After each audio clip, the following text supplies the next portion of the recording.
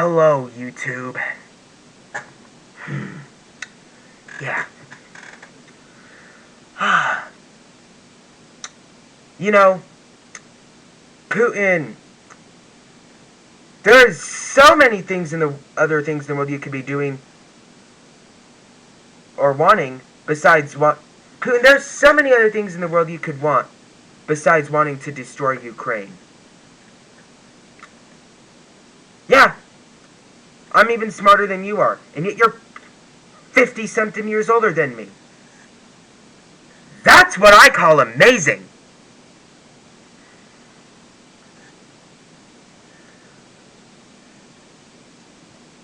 Even the Indian leader, Narendra Modi, tells Putin, now is not the time for war.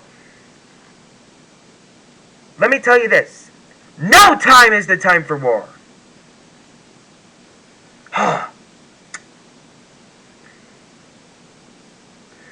Biden even warned Putin against using nuclear weapons in Ukraine. Don't. Do not. Yeah, as I said, Putin, there's so many other things in the world you could want besides wanting Ukraine destroyed. Yeah, I'm not no stupid, mindless, whatever you want to call me. I'm actually smart. Yeah. Biden warns Putin against using nuclear weapons in Ukraine. Don't.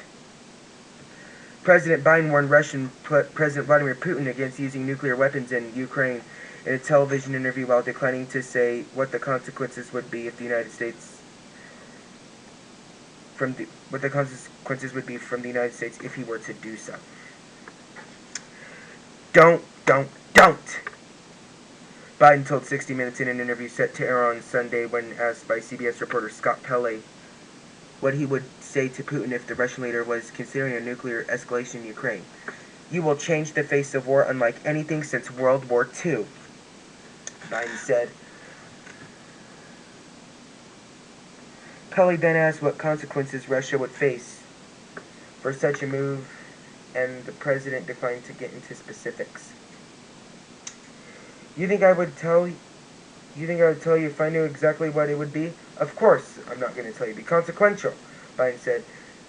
They'll become more of a hurrah in the world than they ever have been. And depending on what the extent of what they do will determine the process what response will occur. Biden's warning comes after Ukraine's successful counter-offensive in the northeastern Kharkiv region that reportedly took Russian troops by surprise, causing them to pull back. Western defense officials have said Ukraine is gaining ground and has forced some Russian forces back across their own border.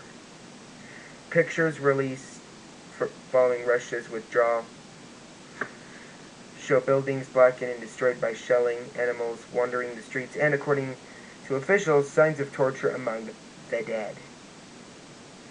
The view is very shocking, but it is not shocking for me, Ukrainian President Zelensky told reporters, because we first began to see the same pictures from Bucha, from the first deoccupied territories. So the same destroyed buildings killed people.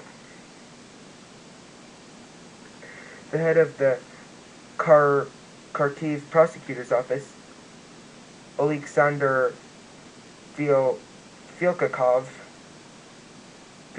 or whatever, said investigators were looking into reports of civilians being killed and buried by Russian soldiers in the town of Balakilia, another town that has been retaken by Ukrainian forces in the Kharkiv region. United Kingdom General Sir Richard Sharif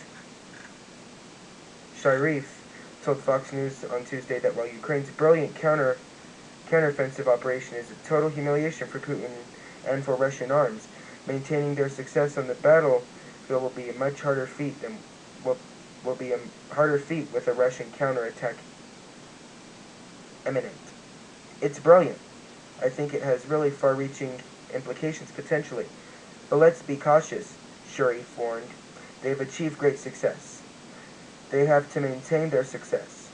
equally. They have to be ready for the Russians to reorganize and counterattack. And as I said, even the Indian leader Narendra Modi told Putin, now is not the time for war. And this is in my words. No time is the time for war, period. Indian Prime Minister Narendra Modi appears to have directly rebuffed Moscow's invasion of Ukraine, telling Russian President Vladimir Putin that now is not the time for war. In what was the latest series of setbacks for the Russian leader, Modi told him of the need to move on to a path of peace and reminded him of the importance of democracy, diplomacy, and dialogue. The comments from Modi came during a face-to-face meeting on Friday, on the sidelines of a regional summit, and highlighted Russia's increasing isolation on the diplomatic stage. They came just a day after Putin conceded that China, too, had, quote, questions and concerns over the invasion.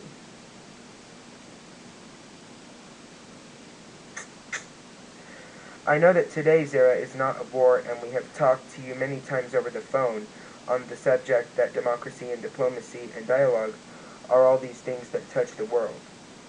Modi told Putin during the Shanghai Cooperation Organization Summit in the city of Samarkand in Uzbekistan.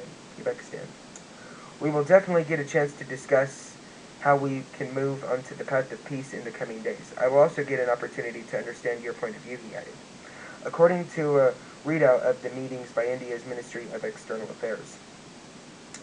Putin responded by telling the Indian leader that he was aware of his concerns. Bull crap! Putin, you don't take freaking responsibility for jack doodle. I know about your position on the conflict in Ukraine, and I know about your concerns. We want to end all of this as soon as possible. Lie! Putin, you don't want to end this. Freaking admit it.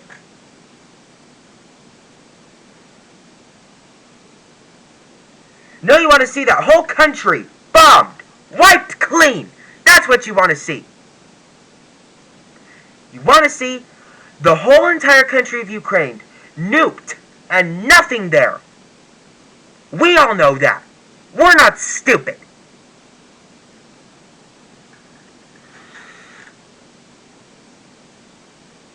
Modi's apparent criticism of Russia's invasion is only the latest setback for Putin, whose forces have suffered a series of major defeats on the battlefield in recent weeks.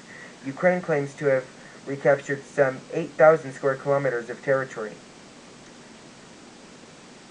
Diplomatically, Moscow also appears to be on a losing streak, and this has been highlighted by exchanges at the Summit of Samarkand, which brings leaders together from Russia, China, India, Pakistan, Iran, and 4 Central Asian countries.